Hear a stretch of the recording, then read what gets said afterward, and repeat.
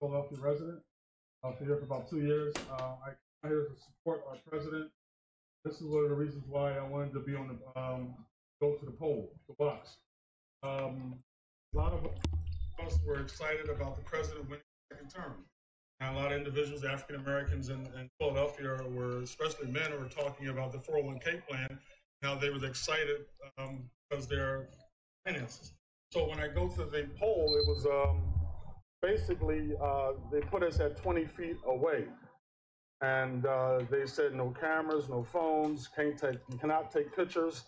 I was even harassed by some of the Democratic Party poll watchers, and that is also recorded. And then next thing you know, it was 6 feet away, and they still would not allow us to see anything that was happening. We saw people working on the ballots, but we didn't know any names. We didn't see anything. We don't know if people voted twice or 3 times. We didn't know if people were dead people were voting. But we were there and we were watching. And it's such a shame. This is a democracy, Philadelphia, and they did not allow us to see anything. And was it corrupt or not? But give us opportunity as poll watchers to view all the documents, all the ballots. And listen, you know, we just want a fair election. And we viewed that it was not fair at all. It was not fair to allow us to look at the ballots, some ballots, but nothing. We were kept away from everything. Thank you.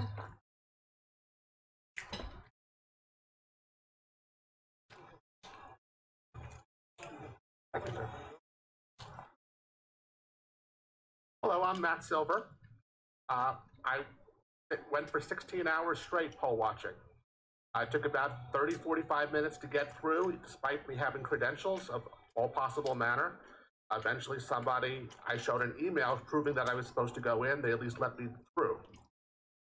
When I was there, I was turned away for a tablet. They did not want any tablets or computers there. I had to bring that elsewhere. Eventually, when I was let through, we're not able to get anywhere near the ballots. There were 3 rows of people counting ballots. The closest at my day, may have been 15 feet away. Then there was another row, then there was another row. To the extent that you could see anything, we were told repeatedly, including by Democratic poll watchers, including by police, that if they see us taking a photograph or a video, we'll be thrown out and not let back in. The only place you could use a phone was several hundred feet away from the ballots. I don't know what they were trying to protect. When I was there, I saw some people looking at the ballots legitimately. Some people were flipping through them at a rate of every second or so in a way that we specifically could not even see a single thing. To the extent that you could see a thing in certain boxes, I saw they seemed to be, at least certain boxes, seemed to be in the same unusual pen and seemed to have very similar handwriting. Some boxes were normal, some boxes were like that. When they finished with going through boxes, they put them in the very, very back of the room where you couldn't see a thing hundreds of feet away. Then they put supposedly the same boxes, I can't tell if they are or not, through separate machines where they stripped the ballots, the outer casing with people's signatures to the privacy ballot. At that point, the actual signatures are completely separate from the privacy ballot, and they'll never be able to be tracked back. What I saw was disturbing, and the process seemed to be specifically so we could not observe, and also so we could not challenge. The only way to challenge something was to call an individual called Seth, who was in the back of the room, who could speak to people. And again, they were very worried about photographs and videos.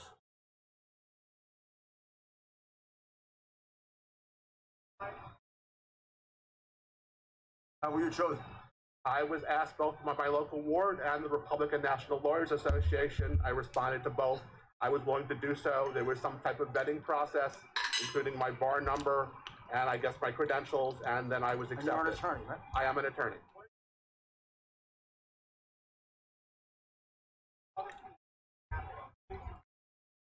I asked the individuals in the group who were the most senior, and again, We'll take questions later. When you moved 6 feet closer, as far as you knew, was that based on a court order? I assume it was a court order. In no case was I closer than 15 feet from anyone counting. Did they move 6 feet further away? The closest row for me was 15, 20 feet away. Then there was another row 15, 20 feet beyond that counting, then another 15, 20 beyond that. The only thing I could see at all was the row closest to me. And again, how were you selected? Elected by the Philadelphia Republican Party. And credentialed by them? Yes. Okay, thank you. And we'll have one. Lizette, speak for the other group that were not allowed access, which is another category. Would you mind? Not at all, thank you. See if I can get this down a little. I'll stand on my toes. Hold you up. Good morning, thanks for being here. I'm Lisette Tarragano. I'm a longtime resident of Philadelphia. T as in Thomas, Arragano.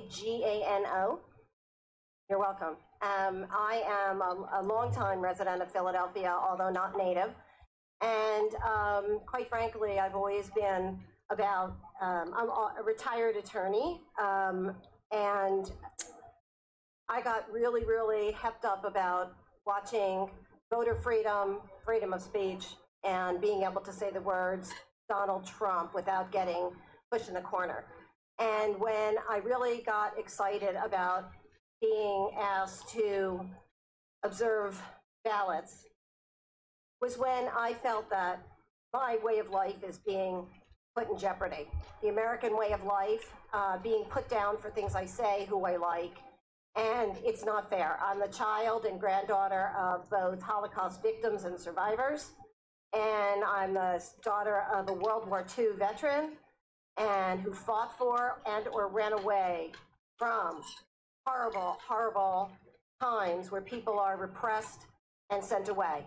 And what I noticed when I was brought in to be a poll watcher, I was never brought in, actually. I never got past the first identification stage. They kept saying that mine, as well as 5 or 6 other Republicans, their names hadn't been entered into the system. And after the first time it happened, the second time it happened, I had no second thoughts about it being a problem, more that somebody failed to finger us into the computer system. But after a while, what I witnessed, and I said to Mr. Giuliani before, in a morbid curiosity staring at, I felt insidious fraud going on. I felt that we were kept away from doing our civil duty. That was everybody on both parties should be upset about. This is horrible. We're being restricted. We're being restrained. And I see this nothing as the insidious nature of the Philadelphia and Pennsylvania governments who are keeping us away from doing what we were meant to do. Thank you. Was that the other 1, 2, 3? We're here with me today. The other 3 here are also poll watchers who were deprived of their opportunity to even go into the room. I could have brought, getting a list now to count them, I could have brought about 50 with me, but I didn't do it for 2 reasons. 50 is too many. Number 2, they're afraid. They're afraid of being publicly identified. They're willing to testify in court. They're afraid there'll be repercussions against them because one of the people that did speak on television has already had threats. Jeremy Mercer, who was in charge, has already given a statement twice, both here in Philadelphia, the day after the election, I believe, and then he was interviewed on television. Jeremy will basically corroborate the statements that were given about the fact that he was there for 21 hours and then again for another couple of hours. He believes about 300,000 ballots went through. He was unable to see any of them. He requested an opportunity to do so numerous times. Then they went to court. They got an order that they could be 6 feet closer. They were put 6 feet closer, and the tables they were observing were put at least 6 feet further away, or the people moved to tables that were further in the back. The other witnesses who we've interviewed, and we've interviewed about half of the 50, all corroborate to a T exactly what you see here. That they thought they were going to show up to do an inspection. Some of them had inspected absentee ballots before, where you're shown the ballot. Republican is shown the ballot. The Democrat is shown the ballot. Neither objects, you put it in. Neither objects, you put it aside for discussion later. Nothing like that happened here at all. This is a gross miscarriage of the process that would assure that these ballots are not fraudulent. It's a fraud, absolute fraud. I mean, you can't just submit these ballots and not have them checked. They're highly suspect ballots, mail-in ballots. It's also highly suspect because it's almost mathematically impossible, several people have already testified, to close the lead that Biden closed when things closed on Tuesday night. President Trump was ahead by almost 800,000 votes. And it took a couple of days to be able to produce enough ballots to bring it down. Now, could some of those ballots have been manufactured in advance by the Democrat machine of Philadelphia? It wouldn't be the first time they did it. And then exactly why didn't they want the ballots inspected if the ballots are legitimate? It seemed to me, knowing the suspicion that would exist on a political machine like this, with the reputation that it has, you would go to the extra extent to be transparent. Instead, they went to an extra extent to be secretive, as did the Democrat Party, pretty much the cities they control as a machine like this one. Because although we don't have as many complaints yet, we've got about 12 in Atlanta, we've got about 15 in Detroit, we've got about 20 more in the rest of Michigan. I would say in at least 10 states now, we have complaints almost exactly like this. This will be a statewide case because there are 300,000 ballots equally in question in Pittsburgh with witnesses similar to these witnesses. In some cases, they actually saw a little bit more that would suggest that the ballots were being tampered with. But I have to wait until they're all fully debriefed.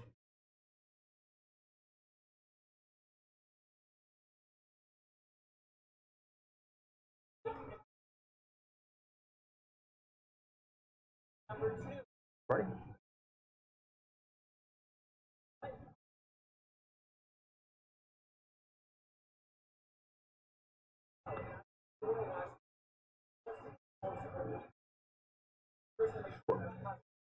Well, first of all, obviously he's not going to concede when at least 600,000 ballots are in question. It's not my job to determine if the ballots are right or not. It's their job. But with a mail-in ballot or an absentee ballot, the burden under law is on the party that's proposing it, which is why it has to be inspected. Not my. How can I possibly tell you there's fraud or no fraud? The way they conducted themselves, because it looks, I can't tell you exactly what's on the ballot. They conducted themselves in a way that suggests that there was fraud. One of the things that does involve fraud is not making it possible for the people who are supposed to inspect. That's a fraud. That's a fraud on the voters. The voters expect that their inspectors are going to be able to inspect. The voters were defrauded of that right. We will not know if those 600,000 ballots were valid, invalid, or not. Having conducted themselves that way, they certainly present a very strong circumstantial case that the ballots were tampered with. Also, a highly unusual, almost mathematically impossible reduction in the vote in that period of time also raises the question that the ballots were tampered with. So they've done everything they can to yell out to you we were tampering with the ballots without being stupid enough to show it to you. They kept our inspectors away. They kept our inspectors away uniformly. I don't think we're going to find a single Republican that ever got to look at one of those ballots when the law requires that we are allowed to look at them. They did it here, and they did it in Pittsburgh. That can't be a coincidence. How do they figure out in Pittsburgh they should do the same thing that happened here? And they didn't do it in other places. I'm sorry. I'm going to ask Corey Lewandowski to explain his experience. Now, I said I'm going to ask. Well, I appreciate you being here today. Let me just give you one concrete example, not anecdotal, but concrete example of what we believe to be valid voter fraud in the state of Pennsylvania. I draw your attention to an obituary listed for one Denise Ondish in Allegheny County, born 9/10/1946, deceased 10/22/2020. Her application to vote was received on 10/23, the day after she died. It was then mailed by the county back to her on 10/24/2020, 2 days after she had legally passed away. And the ballot was then received back at the county office on November 2nd, 2020. And when you go to the Secretary of State's website today, it says that she voted in this election effective November 2nd, 2020, a full 9 days after Miss Ondish of Allegheny County passed away. This is not, excuse me, this is not empirical, this is not anecdotal. This is hard evidence, and if you do your jobs from the media, I'm sure you'll find additional examples, and this will be one of many that we will be filing with the court. Thank you very much. Also, when you say that there's no evidence, the people standing behind me are called witnesses. They will eventually, soon hopefully, appear in court and give this testimony, because we're going to file a federal lawsuit that will cover here and Pittsburgh, and we will have as many witnesses as the court needs. Right now, it could be as many as 90 witnesses. That's called evidence that there was a uniform deprivation of the right to inspect, which constitutes a fraud on the people of Pennsylvania, constitutes a fraud on all legitimate voters. Any illegitimate vote cancels a legitimate vote. And the burden of proof as to whether it's a legitimate ballot or not, when it's a mail-in ballot, is on the person proposing the ballot, because there's no other way to justify it.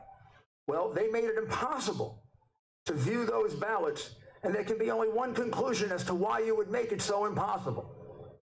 Because many, many of them were fraudulent.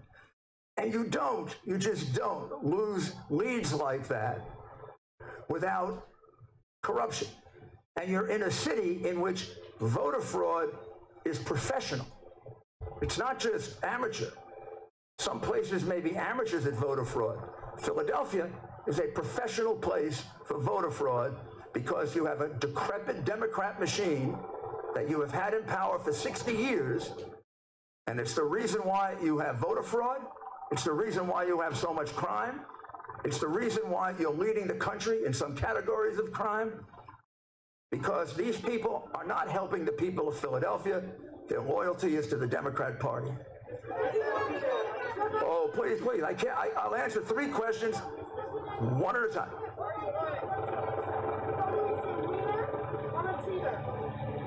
I'm sorry, I didn't understand that. Wiener?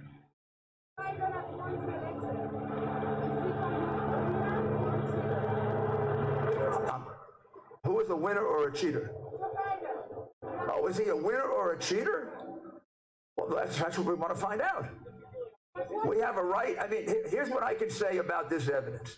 This evidence is overpowering in that it suggests we need a very, very detailed hearing. We have to find out exactly how many ballots are implicated, how many ballots were not inspected. The estimates I have so far, but we haven't finished this investigation, is it was about 150 to 200,000 ballots here and about 300,000 ballots in Pittsburgh. It may be more, it may be less. Now that's very serious, because the margin of victory, after being behind by 800,000, is only about 40,000. And it's a little odd that every vote from Tuesday on was all for the one candidate. There's also a very strange thing that happened, which will be part of our case. At some point during the process, when the lead of President Trump reduced from something like 50,000 to 30,000, at the time it was at 50,000, 94% of the vote had been cast. And when we got to 30,000, it was only 90% of the vote cast. Now, I can get experts to tell you how that happens. That happens because, think about it, you increase the denominator. What do you increase the denominator with? New ballots. Nobody was informed of new ballots, unless people were writing them up. This will be a very, very strong case. And I know you won't accept it because of your hateful biases, but let's see if you can try thinking rationally.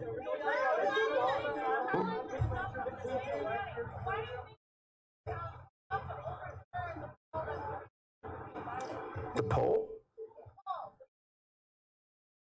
Because they don't decide the election. The call for Joe Biden isn't who was it called by? Oh my goodness, all the networks. Wow. All the networks. We have to forget about the law. Judges don't count. All the networks thought Biden was going to win by 10%. Gee, what happened? Come on, don't be ridiculous. Networks don't get to decide elections. Courts do.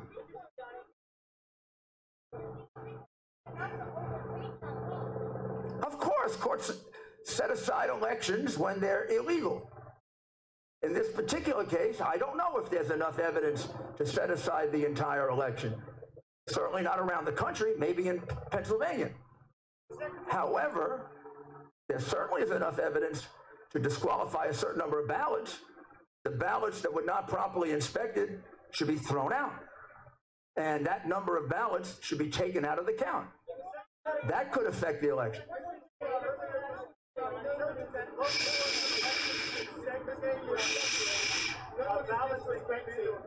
I can't hear two people at once. I'm sorry.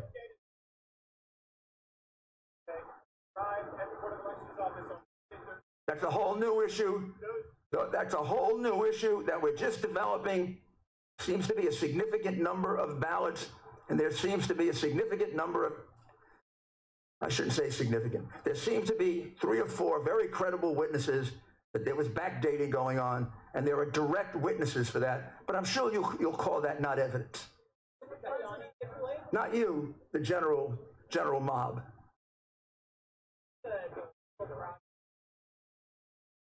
Sure. Yes. Yes.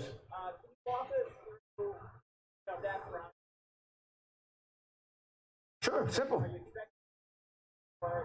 I'll let you take it from there. Thank you, sir. I can be a law professor. The case that we would file, many cases are going to be filed, some big, some small.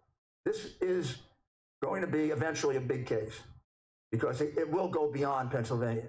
But right now, the case is a civil rights case. It'll be filed in federal court. I'm sorry. It'll be filed in federal court. You could file it here or Pittsburgh. That'll be the choice of our lawyer who's looking at it now. Since there seem to be more cases in Pittsburgh than here right now, I would guess it would be filed in Pittsburgh, but it would affect both jurisdictions. And what the case alleges is very simply that President Trump's campaign was denied its right to a fair count, which is a deprivation of civil rights. And if that's the case, the court has a wide range of what are called equitable remedies. Equitable remedies could include depriving that jurisdiction of a certain number of votes, equal to the number of votes that are proved to be not inspected properly. It could be to set aside an election, but that could be one of the things we ask for, but I think that if you set aside the votes, you would probably remedy the wrong that was done here. Now, it could turn out as we go beyond Pittsburgh and we go beyond Philadelphia, and we have a little bit of evidence elsewhere in another Democratic part of the state that the same thing was going on, that it might spread to there. Where I do see it spreading, however, is sometime next week, unless I'm wrong, I think there'll be a similar case in Atlanta where similar things were going on. Republican inspectors showed up. They expected to inspect, right, like they do for absentee ballots, and they were uniformly kept out. They got to see nothing. And remember, Atlanta had to do the same thing you had to do. They had to catch Biden up because on election night he had lost. And he was down by a very good margin with only 85% to go. Something very similar happened in Michigan, Wisconsin,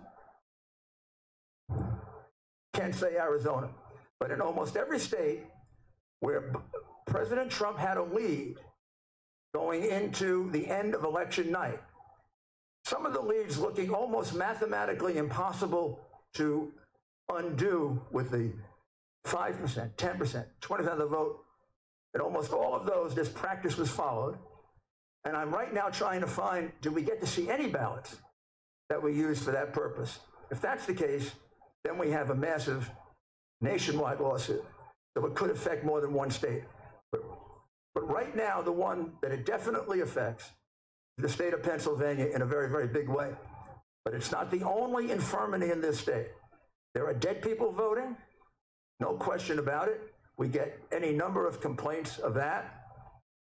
We have a very serious problem with backdating of ballots, including 4 witnesses now who are testifying to that. Whether that becomes part of this lawsuit or it's something separate, that isn't developed as fast as this has. One last question. In charge of elections in Pennsylvania are saying that they don't see any evidence of widespread voter fraud. So that if the Republicans in charge of some of these counties who are doing vote counting are saying there's no evidence of that, why is there a discrepancy between the people actually in charge of that and the Trump? Well, that's like comparing apples and oranges, isn't it? They're not in charge of Philadelphia. How would, I'm glad they didn't see widespread fraud. That was in Republican counties. I don't think there was fraud in Republican counties. Right here in Philly, I have spoken to a Republican commissioner who is absolutely clear that he and other Republicans were able to watch the count here. And Well, then let them come and tell me that. I haven't found one who's willing to tell me that. Let them give me an affidavit under oath, under penalty of perjury. You're telling me these people are lying? No, not at all. And I was going to say, I'm not disrespecting what they are. I've spoken to about 50 people. I have statements from 25. We've spoken to 50. Every single inspector. No. I didn't speak to them. Are you the lawyer for the other side, by the way? Well, you should get paid for it. The reality is that nobody has come forward, even though I've called the state party, the city party. I've asked, is there anyone that wants to come forward and say that there's anything unusual about the man in charge of this whole process, who watched the whole thing, has already come forward and given us a signed statement that no one got a chance to inspect. Now, unless this man had a secret opportunity to do it, there was one person in charge of all these people. He was there constantly, both days. Not a single Republican got a chance to view a single ballot.